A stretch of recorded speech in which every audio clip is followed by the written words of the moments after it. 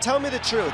In the rounds 4 and 5, when we got later on, did you feel that he was going to be tired in the last 2 rounds because he came so heavy in the first 3? Absolutely. You know, leading up to this fight, I knew that this fight would be like an Ali Frazier type of thing. You know, basically, you need like tonight I tried to do my version of the rope-a-dope. You know, I knew that I could beat him in the cardio department. So a lot of times you would see me, not to say he didn't earn the punches he scored, I accepted him expending his energy. And yeah, you know, the championship rounds, he started to break. By watching, I felt that you were not letting him have the rounds, but almost you knew he wasn't doing a lot of damage and he couldn't keep that pace possibly for 5 rounds. And I felt like you had that feeling in you when you were waiting to turn it up, when you felt him kind of give position and timing. And I felt like you felt that when you were in there. I did, absolutely. I've been really, I would say, blessed to have a good chin on me. And I don't like taking hits, but he wasn't hurting me with his shots. So I was just letting him miss punches, miss kicks, and land shots that wasn't doing too much damage to me. You know, I have some good friends in the wrestling community, especially my wrestling coach, and he's known to break. When you put it on him or you don't submit to his alpha, he slows down. You know, he did it against Kelsey Anderson several times.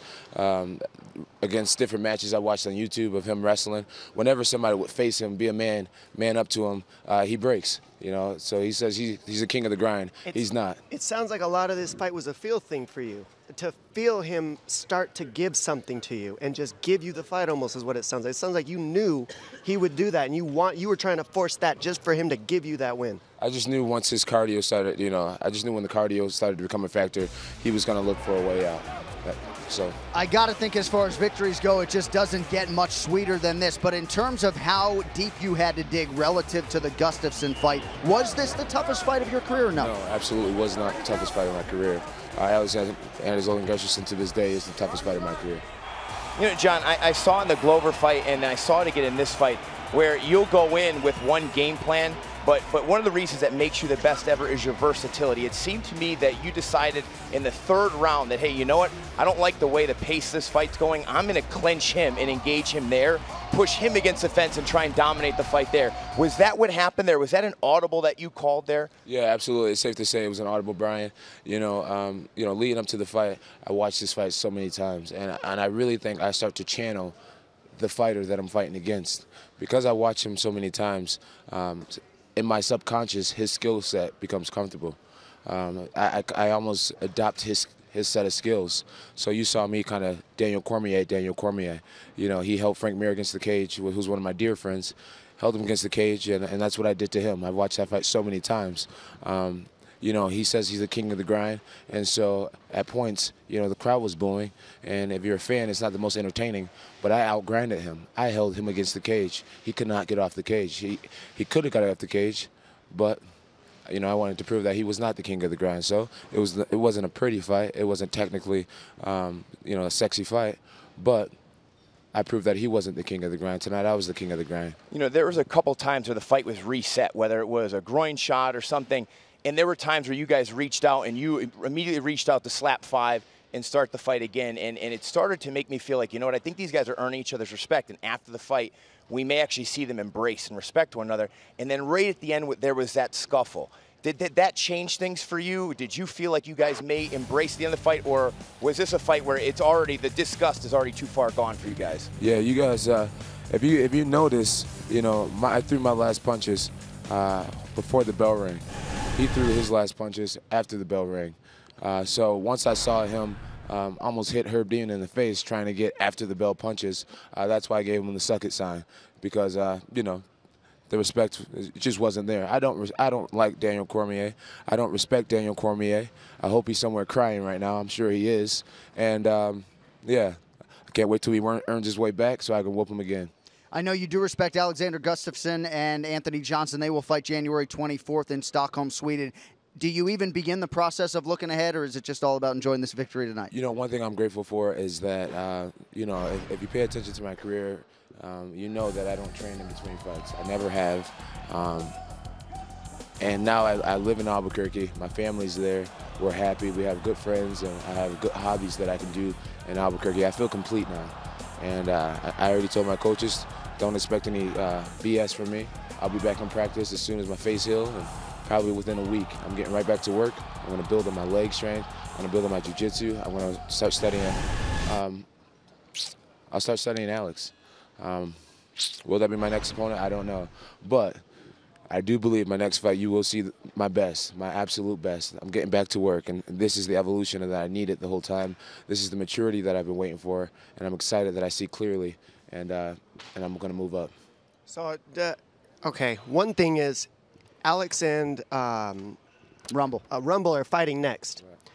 Is there one of those two that you want more than the other deep down inside? And besides that, you said that you never train before a fight, in between fights. So are you going to do that for this next fight you got coming up? Absolutely. And why? Yeah, well, I was just, that's what I was just saying, to answer your first question, I don't care which one I fight. To beat Anthony Johnson would be great because as somebody I haven't fought yet, he has a lot of believers. And I'm here to conquer all the land. And I do believe that I've beaten Alexander already. No matter how ugly it was or how close it was, I did win that fight. But at the same time, to shut up more haters and more doubters, it's starting to be one of my motivating factors. I do love to fight out of love and appreciation, and I love to honor the gift that God has given me. But proving haters wrong and the doubters, it is a driving force as well. So whoever wins the fight, I see the light at the end of the tunnel. To answer your second question, why will I start training right away? Is I moved to Albuquerque now. And that's something I've been missing. I waste a lot of time. I get fat in between camps. I do a lot of things that are immature. And I'm 27 now, and I'm just growing, man. I'm just growing. I've experienced a lot of enlightenment. And what I need to do, because I'm not getting any younger, is I need to start training in my off seasons. So this next fight will be the best. I will be at my best this next fight. I'll be stronger, I'll be smarter, and I'll get a lot more drilling done. I'm excited to train in between fights. Sounds like the champ might have a chip on his shoulder. I do. Well, I think it sounds like it's scary for the rest of the light heavyweight division. But, honestly, I notice here, and I've seen you after other fights. We've fought in the same cards before, and you're an emotional guy. You care an awful lot about the performance you put forth, but most times I see you smiling ear to ear after putting on a great performance. Right now, you seem to me like you may be even holding back some tears a little bit. This is a more emotional win, it seems to me. Maybe I'm wrong, but that's what I'm reading right now. Is there a reason for that? Was this fight that important to you? No, I definitely not gonna cry, bro. I just feel good, man. I feel good, and I feel a little bit on the defense. You know what I mean? The only reason being is there's a lot more work that needs to be done. I really do want to be the greatest fighter, and I believe that this is the year that I have a lot to prove. So where I am happy, it's time for me to get back to work. It's like, I've won several fights before, and it's not anything new, and so. It's back to the work. It's back to the drawing board. I'm getting ready to face my new motivation and find my new motivation. And I'm sure when I get back to home, everybody's going to be like, oh, yeah, you did good tonight. Or they're going to say, hey, that was ugly tonight, but you're not ready for Gustafsson, or you're not ready for Anthony Rumble. I haven't been able to log in yet, but I already know what it's going to be. So I'm happy, but I'm not satisfied. You mentioned moving up at some point. Is that still in your future plans to move up to that heavyweight division? Yeah, I get asked the question a lot. A lot of times I answer yes, just for the pure entertainment factor in the whole conversation. But the truth of the matter is, my weight cuts are getting easier. They really are. I'm maturing. I'm learning not to have that little dessert, or have something that has a lot of salt in it, or I'm just learning how to eat. I'm learning how to listen to my body. Yeah. And so. The weight cut is just getting so easy. This training camp, I had to eat to keep my weight up. So that's not a problem of some. A lot of times people say, John, you're too big for the weight class. You're a true heavyweight, and it's just not true. It's an excuse that people use. I think if I really dug deep, I can make 185. Not that I have any intention of doing that. But yeah, heavyweight's not.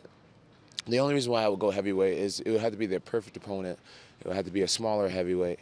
And I'm not having any weight issues, man. Light heavyweight is where I'm trying to leave my mark. You shut down a great fighter here tonight. You are the greatest of all time, Jon Jones. Enjoy Arthur in the playoff game tomorrow. I'm still hoping Chandler and the Patriots. I'm not going to let you call me the greatest yet, man. I got a lot more work to do. I appreciate you saying that. I just say it based upon strength of schedule, method of victory, but one of the best of all time. Congratulations on another title defense. We look forward to a busy 2015 out of Jon Bones Jones.